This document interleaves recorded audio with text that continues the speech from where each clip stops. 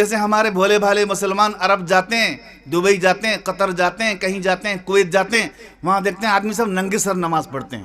وہ کیا کر کے بھولے بھالے ہیں بیچارے، یہاں آ کر بس ننگے سر نماز پڑھتے ہیں. اب یہاں آ کر ہاتھ بھی اٹھاتے ہیں. ارے بھائی اپنے علماء پر اعتماد کرو. کیا تمہارے کوئی عالم وہاں جاتے نہیں ہیں، حج نہیں کیے ہیں؟ پھر وہ اگر یہاں پر ٹوپی کیوں نہیں اتار دیتے؟ تم ان کی بات کو چھوڑ کر کے، اپنے علاقے کے علماء کی چھوڑ کر کے، جو تمہارے جنازے میں شریک ہوں گے، ان کی بات کو، ان کے طریقے کو، ان کے طرز کو چھوڑ کر کے 2 دن کے لیے، 2 سال کے لیے وہاں چلے گئے، وہاں دیکھ کر یہاں پر شروع کر دیا. میں ایک جگہ گیا، 30 کلومیٹر فاصلے میں ایک جگہ ہے، میں وہاں جب عشاء کی نماز پڑھا، اللہ، عشاء کی نماز میں جو امام صاحب وہاں نماز پڑھائے، غیر المغضوب علیہم ولا الضالین، میں تو سمجھتا ہوں سارے جو تھے نا، یہی 30 کلومیٹر بعد سارے آدمی بولنے لگے آمین زور سے. میں کہا ارے بابا، یہ سب تو معلوم ہوتے، یہ سب تو دوسرے امام کو ماننے والے. خیر، وہاں کے جو امام، وہاں کے جو مولانا تھے، جو ہماری دعوت کیے تھے جلسے کی، مولانا کو ہم نے کہا، مولانا یہاں سب کیا شوافے رہتے ہیں یا پھر اہل حدیث خبیث سب رہتے ہیں؟ نہیں سب حنفی ہیں. مگر جب سب حنفی ہیں پھر سب زور زور سے کیوں پڑھتے ہیں بھائی آمین؟ کہا کہ وہ سب جو عرب سے جو آتے ہیں وہ یہاں پر ان کا مزاج بنا دیتے ہیں. مگر وہ جو مزاج بنا دیتے ہیں، آپ لوگ کیا کرتے ہیں یہاں پر؟ بحیثیت عالم ہونے کے اللہ نے آپ کو وارث نبی بنایا ہے. آپ کہتے ہیں کہ یہاں سب حنفی ہیں، حنفی مذہب میں تو آمین کو زور سے کہنے کا ہے نہیں. آپ لوگ زور سے کہتے ہیں، کوئی کہتا رہے گا تو کہتا رہے گا، لیکن اکثر آدمی سب آہستہ کہتے ہیں، سب کہتے ہیں آہستہ آہستہ. حنفی مذہب میں تو آہستہ کہنے کا ہے. آپ اس لیے میں نے پوچھا آپ کے یہاں بس ہم حنفی ہیں نا، شعبے نے حنفی ہیں. آپ جب آپ نے، میں بھی تو آپ جانتے ہیں خود حنفی، جب آپ حنفی ہیں، یہاں پر رہنے والے سب حنفی ہیں، تو امام ابو حنیفہ رحمۃ اللہ علیہ کی روح کو کیوں آپ تکلیف دیتے ہیں یہاں پر؟ جب آپ حنفی ہیں، ان کے مذہب پر چلنے والے ہیں، انہوں نے جو تقلید کا مسئلہ بنایا ہے، آپ ان کے مقلد ہیں، تو ان کے مذہب میں تو ایسا نہیں، ان کے یہاں تو آمین آہستہ کہنا ہے. تو پھر ایسا ہے تو آپ شوافے بن جائیے. مقلد جو ہیں، جن کی تقلید کی گئی ہے اور آج تک جو چلا ہوا ہے وہ یہی ہے. کوئی امام ابو حنیفہ کو مانتا ہے، کوئی امام شافعی کو مانتا ہے، کوئی امام مالک کو مانتا ہے، کوئی امام احمد بن حنبل کو مانتا ہے. تو آپ جب امام ابو حنیفہ کو ماننے والے ہیں تو ان کے مسلک میں تو ایسا نہیں ہے. ایسا جب ہم کہیں گے نا تو لوگ چندہ بند کر دیں گے. دیکھیے بات، ہاں بات اصل یہ بات کہی ہے آپ. چندہ کے ڈر سے آپ اپنے مقتدی، جو آپ کے جو مقلد ہیں، جن کی آپ تقلید کرتے ہیں، ان کی روح کو آپ تڑپا رہے ہیں، تو ان کی روح کو آپ بے چین کر رہے ہیں، ان کے مذہب کے خلاف کام ہو رہا ہے. آپ خود حنفی ہو کے نہیں بول رہے ہیں. میں نے ان سے کہا کہ مولانا یہ بات میں نہیں بولوں گا جلسے میں، اللہ تعالیٰ مجھ سے نہیں پوچھے گا. آپ علاقے کے عالم ہیں، ذمہ دار ہیں. کلکم راعٍ وکلکم مسئول عن رعیتہ، حدیث میں آیا ہے. ہر بستی کا جو عالم ہے اول وہلے میں پہلے اس کی پرسیز ہوگی، اس کے بعد پھر یہ پرسیز بڑھے گی آگے. مرکز کو پہلے سوال نہیں ہوگا.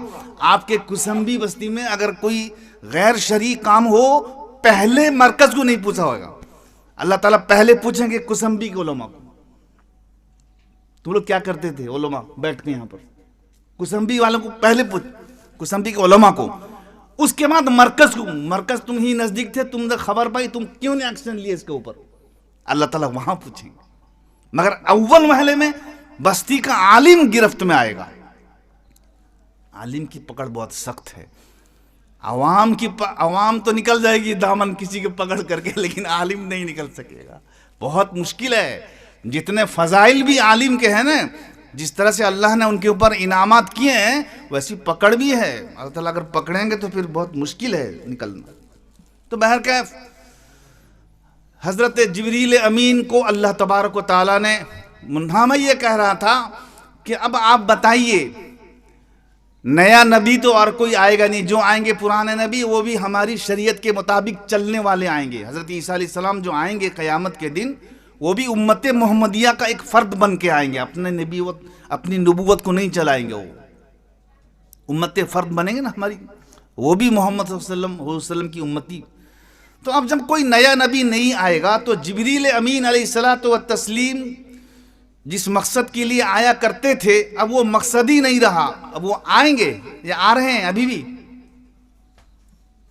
آئیں گے نہیں وہ مقصد کے لیے تو آئیں گے نہیں، مگر دوسرا مقصد ہے، دوسرے مقصد کے لیے آ سکتے ہیں. حدیث میں آتا ہے کہ تشریع کے لیے یعنی شریعت کے لیے وحی کا پیغام تو انقطع سب منقطع ہو گیا، لیکن اللہ تبارک و تعالیٰ دوسرے کام کے لیے دوسری ڈیوٹی جو ان کی دی ہے. مثلا روایت میں آتا ہے، حدیث میں آتا ہے کہ ہر دن گزر جانے کے بعد، رات کا ایک حصہ گزر جانے کے بعد، آخری حصہ جو تہجد کا وقت ہے نا، تو تہجد کے وقت میں حضرت جبریل امین علیہ الصلوۃ والتسلیم، ایک روایت میں تو ڈائریکٹ ہے، دوسری روایت میں اور خاص کر کے لیلۃ القدر کے سلسلے میں یہ آیا کہ حضرت جبریل امین فرشتوں کے جھرمٹ میں ایک دم نزدیک چلے آتے ہیں اس آسمان کے جو دنیا سے قریب ہے، جس کو سمائے دنیا کہتے ہیں. آسمان 7 ہیں، مگر وہ آسمان جو اس دنیا سے نزدیک ہے نا، آپ سمجھتے ہیں نزدیک ہے مانے کہ 2 4 5 10 کلومیٹر وہ آسمان جو اس دنیا سے نزدیک ہے، معلوم ہے آپ سے سنتے ہوں میں برابر بولتا رہتا ہوں، 500 سال کی مسافت ہے پہلے آسمان کو پہنچنے کے لیے. وہ سب سے پہلا آسمان ہے نا، نزدیک ہے اس سے، اور وہ 500 سال بہت برق رفتار سواری ہو، راکٹ سے بھی زیادہ، اس سے آپ جائیں گے 500 سال جائیں گے اوپر کو، تب جا کر کے آپ پہلے آسمان میں پہنچیں گے. یہ سورج چاند یہ سب آسمان کے نیچے ہیں، سب آسمان کے سب نیچے ہیں. تارا، بعض تارے ایسے ہیں جو سورج سے بھی زیادہ ہیں، اور سورج بھی اتنا بڑا ہے. اب دنیا کو 6 حصہ کر لیجئے، 6 حصے کا ایک حصہ چاند ہے. چاند کتنی بڑا نظر آتا ہے، بہت دور ہے اس لیے اتنا ہی بڑا، اس کا 6 گنا دنیا ہے. اسی حساب سے سمجھیے چاند کتنا دور ہے اس دنیا سے، اور چاند سے کتنا دور ہے اللہ اکبر. سورج کے تک تو کوئی، سورج کے کیا پہنچے گا، سورج کے آس پاس بھی کوئی نہیں پہنچ سکتا، اس لیے کہ اس کا جو دائرہ ہے، سورج کا جو دائرہ ہے، باہری دائرہ جو ہے 600 سینٹی گریڈ پانی ابل جائے اتنی اس کی حرارت ہے. پانی جو ابلتا ہے نا 100 سینٹی گریڈ میں ابلتا ہے.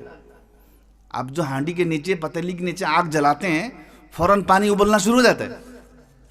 کب وہ بڑ بڑ کب ہوگا، جب 100 ڈگری سینٹی گریڈ کا اس کا حرارت ہوگی، تپش ہوگی، تب وہ جا کے ابلے گا.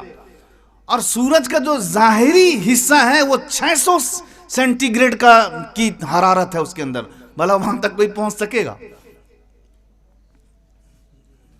تو سورج کے اوپر بھی تارے ہیں، جو تارے ہم کو ٹمٹماتے نظر آتے ہیں، اور بعض تارے ایسے ہیں جو سورج سے بھی بڑے ہیں. اب اس سے دیکھیے، اندازہ کیجئے وہ کتنے دور میں ہے سورج سے. اب سورج ہماری دنیا سے اتنا بڑا ہے وہ اتنا ذرا سا نظر آتا ہے، اور تارا جو ہے بالکل ٹمٹماتا نظر آتا ہے، وہ سورج سے کتنا دور ہے. اور پھر وہاں سے آسمان، یہ سب آسمان کے نیچے ہیں، یہ سب آسمان کے نیچے. یہ سب سوچنے کی بات ہے، آدمی سوچ سکے گا نہیں. مگر میرے اور آپ کے سردار، سرکار والا تبار، شاہ لالاک روحی فدا احمد مجتبی محمد مصطفیٰ صلی اللہ علیہ وسلم، خالی پہلا آسمان نہیں، پہلے آسمان سے دوسرے آسمان کو بھی آپ نے سفر کیا، اور پہلے آسمان سے دوسرے آسمان کی مسافت وہی 500 سال، پھر دوسرا سے تیسرا 500 سال، تیسرا سے چوتھا 500 سال، چوتھا سے پانچواں 500 سال، اس کے اوپر جا کے جنت اور جہنم، عرش و کرسی. مگر یہ سب کو اللہ کے رسول صلی اللہ علیہ وسلم نے پلک جھپکنے کے معنی طے کر لیا. کیا سواری کا عالم تھا، اور کیا تھا نبی پاک حضور سید عالم صلی اللہ علیہ وسلم کی برق رفتاری، کیا ہے کیا نہیں ہے. فوٹو میں لوگوں نے دکھا دیا گھوڑا ہے، گھوڑا برق ہے، یعنی گھوڑا جو ہے سواری ہے، اس کا جو ہے پر لگا دیا، اور کیا کر دیا، یہ کیا ہے نا، یہ براق ہے. جیسے دیکھے تھے جا کر کے براق رسول ایسے ہی تھا، ایسے ہی لکھا کیلنڈر میں لگا دیا. اس کو مسلمان لا کر کے گھر میں لگا دیتے ہیں، یہ براق ہے، یہ براق. ایمان کو خراب کر دیا. تو میرے کہنے کا منشا یہ ہے بزرگوں اور دوستوں، یہ آسمان دنیا میں ہر رات اترتے ہیں ایک روایت کے مطابق، اور دوسری روایت کے مطابق لیلۃ القدر میں جو شب قدر ہوتی ہے اس میں وہ اترتے ہیں جبریل امین، ان کا اترنا بند نہیں ہوا ہے، مگر اب چونکہ کوئی رسول نہیں ہے وہی لے کر کے اب تو آتے نہیں، نہ آئیں گے، وہی ختم، لیکن اللہ تبارک و تعالیٰ کے بندوں تک پیغام اللہ کی طرف سے آواز دینے کے لیے وہ آتے ہیں۔ اللہ آواز دیتے ہیں نا ہر رات کے آخری پہر میں، ہے کوئی جو مجھ سے مانگنے والا صحت، میں صحت دوں گا اس کو، مگر یہ تہجد کے وقت میں اللہ تعالیٰ آواز دیتے ہیں۔ تو روایت جو ہے متشابہت میں سے ہے، اس کا مطلب یہ نہیں ہے کہ اللہ تعالیٰ خود ہی آواز دیتے ہیں، مطلب یہ ہے کہ اللہ تعالیٰ کی رحمت جو ہے نا متوجہ ہوتی ہے اسی خاص میں، ویسے تو ہر لمحہ رحمت متوجہ ہوتی ہے، مگر خاص رحمت اس وقت میں متوجہ ہوتی ہے، اس لیے کہا گیا اگر دعا کو قبول کروانا ہے تو تہجد کا پابند بنیے، اس میں دعا کیجئے تہجد میں، اب دیکھیے وہ دعا قبول ضرور ہوگی۔ اور ہم یہ نہ سمجھیں کہ دعا کے قبول ہونے کے لیے دنیا میں ملنا ضروری ہے، کیا بتاؤں وقت نہیں ہے۔ دعا کے قبول ہونے کے 3 درجے ہیں، ایک دعا قبول ہو گئی اس کا ایک درجہ یہ ہے کہ فوراً جو مانگا تھا سو مل گیا دنیا میں، یہ بھی قبول ہے، اور ہم سمجھتے ہیں بس یہی قبول ہے، اور قبول کچھ ہے نہیں۔ بھائی اتنا دعا مانگ کے تھک گیا، اس کو دنیا میں نہیں ملا، دوسرا دوست کہتا ہے کیا دعا نا کیا کرتے، کوئی دعا اللہ تعالیٰ قبول کرتے ہی نہیں، تو جو سوچ رہا ہے وہ نہیں سوچ رہا ہے، تو جو سوچ رہا ہے نا وہ نہیں ہوا ہے، اللہ کو منظور نہیں ہے، مگر دعا کبھی رائے گاہ نہیں ہوتی ہے، دعا کبھی بھی رائے گاہ نہیں۔ ایک درجہ یہ ہے کہ اللہ تعالیٰ اس کے لیے اس کو جو دعا مانگا ہے اللہ نے دنیا میں دیا نہیں ہے، مگر اس کو بیکار نہیں کریں گے، آخرت کے لیے سٹاک رکھیں گے۔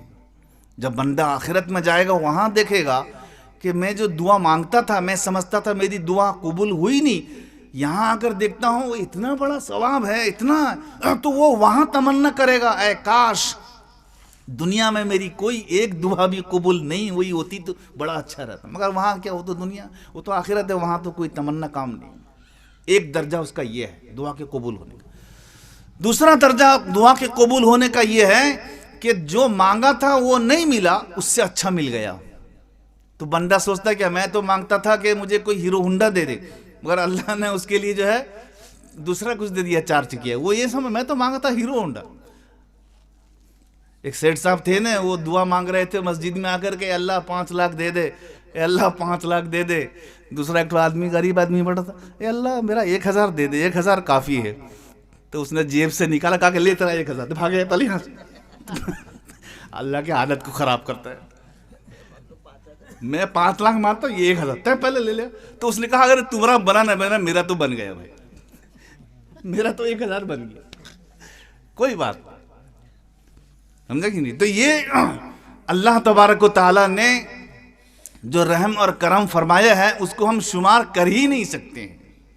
تو میں عرض کر رہا تھا نبی صلی اللہ علیہ وسلم نے اس کو پلک جھپکنے کے مانند طے کیا، جنت اور جہنم سے پھر واپس بھی آ گئے، زنجیر ویسے ہی ہل رہی تھی، اور جو ہے بستر ویسی جس سے اٹھ کے گئے تھے ام ہانی کے گھر سے وہ ویسے ہی گرم تھے۔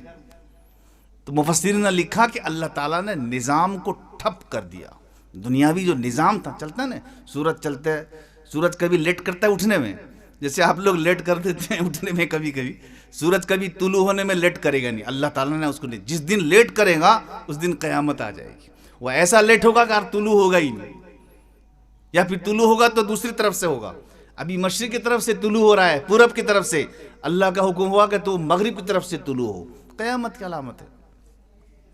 تو میں عرض کر رہا تھا بزرگوں اور دوستوں، یہ جو 4 ہیں وضو میں تو بہت بڑا مضمون لے لیا ہوں، لیکن میں اس کو اب سمیٹ رہا ہوں کل 5 منٹ 10 منٹ کے اندر۔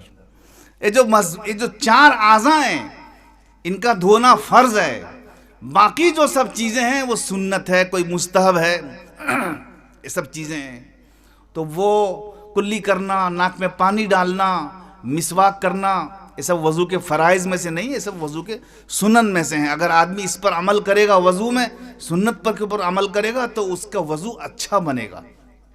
ویسے اگر خالی فرض پر عمل کرے گا تو اس کا وضو تو ہو جائے گا لیکن اچھا نہیں ہوگا۔ حدیث پاک میں جو میں نے آپ کو سنائی ہے اس میں اچھا کا ذکر ہے. کیا کہا؟ فرمایا من توضع فاحسن وضوءہ، جس نے وضو کیا اچھی طرح سے وضو کیا. محدثین نے یہاں لکھا اچھی طرح سے وضو کیا. وضو تو وضو، پر اچھی طرح سے وضو کیا. اچھی طرح کا معنی یہ نہیں ہے کہ وضو بری طرح کا وضو یہ نہیں ہے کہ ایک بال برابر خشک رہ گیا تو وہ وضو ہی نہیں ہوا. اچھا کیا برا کیا؟ بات سمجھ رہے ہیں؟ میں ختم کر رہا ہوں. وضو ہی نہیں ہوا، وہ نہ اچھا نہ برا. تو یہاں اچھی طرح وضو کرنے کا معنی یہ ہے وضو کے جو سنن ہیں اس کی رعایت کر کے اس نے وضو کیا. مثلا 3 بار اعضاء کو دھونا یہ سنت ہے. 1 بار دھونا فرض ہے. ہاتھ دھو رہے ہیں تو 1 بار پورا مکمل دھوئیں، فرض ہے. 2 بار سے لے کے 3 بار دھونا یہ سنت ہے. 2 مرتبہ سنت نہیں ہے، 3 مرتبہ دھونا سنت ہے. اب کسی کو اگر تشفی نہیں ہو رہی ہے وہ 4 مرتبہ 5 مرتبہ دھوتا ہے. دھونا دو، اس کو مت روکنا، لڑائی کرے گا وہ. سمجھا کہ نہیں؟ تو لہٰذا منیمم 3 مرتبہ دھونا ہے. اور کوئی اگر اس نیت سے دھو رہا ہے 5 مرتبہ، تو وہیں نزدیک کھڑے بڑے میاں جو ہے 5 مرتبہ دھوئے بھی، تو بھائی 5 مرتبہ کیوں دھوئے نا؟ اور کیا 5 مرتبہ دھونا فرض ہے نا، اور کیا 3 مرتبہ سنت جو ہے نا وہ 5 مرتبہ ہے. تو اس سے ہم لڑائی کریں گے. کہنے بھائی سنت جو ہے نا وہ 3 مرتبہ ہے، 5 مرتبہ نہیں. تم تو اپنی الگ سنت کہاں سے لے کے چلا ہے 5 مرتبہ دھونا ہے؟ تمہارا دل گواہی نہیں دے رہا ہے وہ الگ چیز ہے، لیکن تم یہ کہتے ہو کہ نہیں 5 مرتبہ دھونا سنت ہے، یہ غلط ہے. لڑائی کی جائے گی، اس سے بحث کی جائے گی. تو یہاں پر حضور نے فرمایا احسن وضوءہ، اس نے اپنے وضو کو بہت اچھا کیا. شارحین نے لکھا کہ جو اس کے سنن ہیں اس کی رعایت اس نے کی ہے 3 مرتبہ. میں آپ کو ایک اسی کے سلسلے میں بتاتا ہوں، آپ اس پر کیچ کیجئے گا، اور بہت ہی اچھی بات ہے. بعض مرتبہ چونکہ یہ سردی کا موسم ہے نا، ٹھنڈے کا موسم ہے، ہم لوگ جلدی جلدی وضو کر لیتے ہیں. کہیں سے سوکھا رہتا ہے، کہیں سے نہیں سوکھا رہتا ہے. یہ تو خیر ہم اس پر دھیان دیتے ہیں کہ کوئی ایک بال بھی خشک نہ رہے. ہم جانتے ہیں موٹا موٹی مسئلہ کہ اگر ایک بال بھی خشک رہ جائے گا تو وضو ہوگا نہیں، یہ تو ہم جانتے ہیں. مگر 3 مرتبہ کے اوپر ہمارا عمل ہوتا نہیں ہے. کیسے ہوتے ہیں تو آپ سمجھیے، میں ختم کروں گا کیسے ہوتے نہیں. ہم کیا کرتے ہیں، ہاتھ دھوتے وقت میں پہلے دھویا، ہم اس کو 1 شمار کر لیے، ہوا. پھر دوسری مرتبہ لیا، دوسرے مرتبہ دھو لیا، ہم اس کو 2 شمار کر لیے.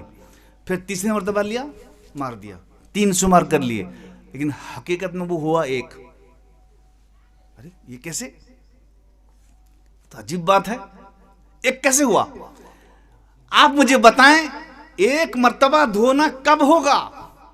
جب پورا ہاتھ جہاں دھونا ضروری ہے یہاں سے لے کر کے کہنی سمیت جب پورا 1 مرتبہ ہو جائے گا تب ہوگا 1.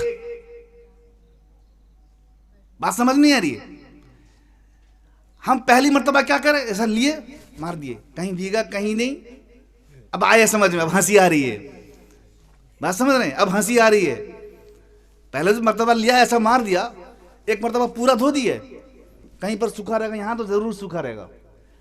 پھر اس کو ہم کب دھوتے ہیں؟ دوسری مرتبہ جب لیتے ہیں نا اچھے سے، اور جہاں ذرا سوکھا تھا وہ بھی بھیگ گیا دوسرے مرتبے میں. پھر جب تیسرے مرتبہ پانی لے لیے وہ پورا سب بھیگ گیا. اب تو 1 ہوا. اب کیا ہوا؟ 1 ہوا. مگر ہمارے اس میں تو 3 ہو گیا، ہم بند کر دیے وہیں پر. پھر یہ ہاتھ دھوئے، تو حقیقت میں ہم 1 دھوتے ہیں نا 3 دھوتے ہیں، 1 دھوتے ہیں. تو احسن وضوء کب ہوگا؟ جب 3 مرتبہ اعضاء کو دھوئیں گے تب ہوگا 1، تب ہوگا احسانہ، مانے اچھا وضو. تو ہمارا تو ہر گھڑی 1 ہی رہتا ہے. ہم چہرہ دھوتے ہیں، پہلی مرتبہ لیے پانی، پھر دوسری مرتبہ لیے، ابھی تک ہوئے نہیں 1. تیسری مرتبہ جب لیں گے تو اچھے سے اس کو کریں گے. اب سمجھ گئے ہم کیا 3 ہو گیا، لیکن حقیقت میں ہوا 1. دیکھیے یہ بات کبھی سنے تھے آپ؟ ماشاءاللہ. آدمی سمجھ لے جلسے میں بیٹھا ہے کچھ سمجھ کے اٹھے، یہ اس کے لیے بیٹھنا اٹھنا کارگر ہوگا. جو مل سے جلسہ کرائے ہیں ان کو بھی ثواب ملے گا، جو بیچارے بیٹھے ہیں سمجھ رہے ہیں ان کو بھی ثواب ملے گا. ورنہ 70 سال کا بوڑھا जब वो उठा दिया ऊपर तो उसका जो नाती था वो बेचारा खड़ा है उस तरफ, नहर के उस तरफ। अरे भाई चला पोता भाई चला, नहीं अभी ने जलसा सुन के आए, यहाँ तक उठाना मना है ना, मैं 70 साल से सुनता था, जहाँ सुनता था वहीं झाड़ के आता था, तुम ऐसे नाती पोते हमको मिल गए, सुन के फिर लेके आए उसको, लेके आओगे नहीं छोड़ के आओगे, नहीं लेके जाना चाहिए। तो लिहाजा हमारी कोशिश ये होनी चाहिए कि हम 3 मरतबा धोएं, पैर धोएं तो कम से कम 3 मरतबा धोएं। आप जो 3 मरतबा, हम जो 3 मरतबा धोते हैं ना, वो हकीकत में 3 मरतबा है ही नहीं, वो एक ही मरतबा है। तो क्या करना होगा, तो पहले ही मरतबा जब हाथ धोते हैं ना, जरा सा उसको ऐसा कोशिश करें कि वो एक ही हो, यानी कोशिश ये हो कि हाथ के हर हिस्से में हमारा हाथ पहुंच जाए, तब 1 होगा, फिर 2 होगा, फिर 3 होगा। ये हो गई सुन्नत। इसके ऊपर आदमी अमल करे, फिर देखो क्या उसका फजीलत है। उसी हदीस में फजीलत यह है कि वज़ू कर लिया, वज़ू के बाद ये पढ़ा कि एक तो आम दुआ हम लोग पढ़ते हैं कि अल्लाहुम्मा जअलनी मिनत तव्वाबीन व जअलनी मिनल मुतत्तहिरीन, ये दुआ पढ़ते हैं, मगर इसमें कुछ और ज़रा सा कलमात बढ़े हुए हैं। तो आपका जी चाहे, चूँकि हदीस ज़ईफ़ है, जी चाहे तो ये कलमात को बढ़ा दें, नहीं जी चाहे तो यही पढ़ें, कोई बात नहीं। जो सही रिवायत से साबित है वो जो हम लोग पढ़ते हैं कि अल्लाहुम्मा जअलनी मिनत तव्वाबीन व जअलनी मिनल मुतत्तहिरीन, अल्हम्दुलिल्लाहिल्लज़ी वहदहू ला शरीका ला, ये बढ़ा हुआ है, मगर इसमें कुछ ज़ोफ़ है। जी चाहे तो इसको भी बढ़ा लीजिए, नहीं जी चाहे तो कोई बात नहीं, जो पढ़ते हैं जो किताबों में लिखा है उसी को, मगर पढ़ें, क्योंकि हदीस में पढ़ने का जिक्र है। पढ़ लिया, उसके बाद हुसलम फरमाते हैं जब इतना काम कर लिया, यानी अच्छी तरह से वज़ू कर लिया और ये दुआ पढ़ लिया, जन्नत के 8 दरवाजे उसके लिए खोल दिए जाते हैं। फुतिहत लहू समानियतु अबवाबिम मिनल जन्ना। देखे तिरमिज़ी शरीफ की हदीस है। क्या मामूली काम, थोड़ा सा, हाँ अलबत्ता सर्दी में जो है ज़रा भारी काम है ये। सर्दी में आदमी जो है, एक तो दिल नहीं चाहता है उठने के लिए, जब उठा है तो जल्दी से आदमी वज़ू करेगा, फिर कोई गर्म पानी खोजता है, उसके लिए फिर झगड़ा। तो बहरकैफ जो भी हो कोशिश करे, और सर्दी में वज़ू का सवाब ज़्यादा है गर्मी के मुकाबले में, क्योंकि दूसरी हदीस आई है कि जिसको कोई कुल्फत महसूस हो रही है, कुल्फत माने कोई तकलीफ महसूस हो रही है, जी नहीं चाह रहा है नरम बिस्तर को छोड़ने का, मगर अल्लाह के डर से वो उठ गया, तो ये इबादत में ना ज़्यादा सवाब है। इसलिए कि सारे लोग सोए हुए हैं, कोई उठ नहीं रहा है, सर्दी बहुत कड़ाके की है, मगर ये अल्लाह के खौफ करके उठ रहा है, ज़्यादा सवाब इसमें। तो जन्नत के 8 दरवाजे उसके लिए खोल दिए जाते हैं। फिर आगे है फयदखुलु मिन अय्यिहिन्न शाअ, जब 8 दरवाजे उसके लिए खुले हुए हैं, जन्नत के 8 दरवाजे हैं, जब 8 दरवाजे उसके खुले हुए हैं, उसके लिए खोल दिए जाते हैं, तो जिस दरवाजे से चाहे दाखिल हो जाए। यह हदीस शरीफ तिरमिज़ी शरीफ की है, और इस हदीस शरीफ में जो मुद्दा हमारे लिए और आपके लिए है, काश के हम लोग इस पर गौर और फिक्र करके अच्छी तरह से वज़ू करते, और काश के हम उस दुआ को पढ़ लेते। अगर दुआ याद नहीं है तो उलमा से कांटेक्ट करके, उलमा से ताल्लुक़ रख के, या अगर हमारे घर में कोई किताब है दुआ के, वज़ू के बाद की दुआ की पढ़ने, उसकी याद कर लें। भाई ये 2 अमल कर लेने से जन्नत के 8 दरवाजे हमारे लिए खोल दिए जाते हैं। बाकी सब चीज़ों से बचते रहें, जानबूझ करके गुनाह न करें। और अगर ऐसी अनजान में कोई, देखिए इंसान गुनाह का पुतला है, मगर अच्छा इंसान वो है जो गुनाह के बाद जो अल्लाह के दरबार में आ जाए। खैरुकुम व खैरुत तव्वाबीन, वो जो है अल्लाह ने फरमाया कि अत्ताइब मिन ज़ंबी कमल्ला ज़ंबला। एक तो ये है कि हर इंसान खताकार है, कुल्लकुम खत्ताउन व खैरुल खत्ताइन अत्तव्वाब। देखिए इसलिए मेरे मोहतरम बुजुर्ग और दोस्तों, बहुत सारी बातें मैंने कही है और ज़्यादा देर तक भी मैंने कह दिया है। मैं असल में मज़मून को ज़रा समझते ज़रा देर हो गई, बहुत बड़ा मज़मून मैंने ले लिया है। फिर मौका मिलेगा इंशाअल्लाह, फिर कभी इसको मैं और जो तशनगी बाकी रह गई है उसको पूरी करूँगा। और मुझसे ज़्यादा अच्छी तकरीर हज़रत मौलाना हैं, और ये हैं मौलाना ख़तीब साहब। अच्छा वो भी नहीं, अगर आ जाएंगे तो आ जाएंगे, हज़रत मौलाना हैं। ये हमारे शागिर्द ज़रूर हैं, लेकिन अल्लाह ताला ने बहुत चीज़ों से नवाजा है, और अच्छा बयान भी करते हैं और पुरअसर बयान भी करते हैं। ये हज़रत मौलाना शायद कर चुके हैं माशाअल्लाह। یہ تو آپ حضرات کے محلے کے ہیں، اور یہ آپ حضرات کی آپ حضرات جو ہے ان کی ذمہ داری میں ہیں، میں جیسے شروع میں عرض کیا، لہٰذا آپ ان کا بھی خیال کریں اور ان کی باتوں کو مانیں، اپنے علماء پر اعتماد کریں، پھر اس کے بعد جو ہے اپنی زندگی کی گاڑی کو چلائیں۔ ہم آزاد نہیں ہیں کہ ہم زندگی کی گاڑی کو جس طرح سے چاہیں، جتنے سپیڈ میں چاہیں، جتنے گیئر میں چاہیں چلا دیں۔ یہ ہماری اپنی گاڑی نہیں، یہ دوسرے کی گاڑی ہے، اللہ نے ہم کو سوار کیا ہے۔ اور اپنی گاڑی ہوتی تو آج تک تو ایسا نیا قانون سب آ گیا بھی RTO کا کہ آپ اپنی گاڑی کو بھی لمٹ سے چلائیں گے۔ آج ہی کی خبر ہے، لمٹ سے چلانے کے لیے ہے، اور بہت سارا قانون گورنمنٹ نے نکالا تھا۔ جب دنیا نے اتنا بڑا آپ کی اپنی ذاتی گاڑی کو چلانے کے لیے اتنا قانون کو آپ کو پابند کر دیا ہے، تو اللہ تعالیٰ کا یہ بنایا ہوا قانون بغیر کسی قانون کا ہے؟ نہیں، قانون کو معلوم کیجئے، کیا قانون ہے، شریعت کا کیا قانون ہے ہماری زندگی کی گاڑی کو چلانے کے لیے۔ اللہ تعالیٰ ہمیں اور آپ کو ان تمام باتوں پر صدق دل سے عمل پیرا ہونے کی توفیق عطا فرمائے۔ وآخر دعوانا ان الحمد للہ رب العالمین۔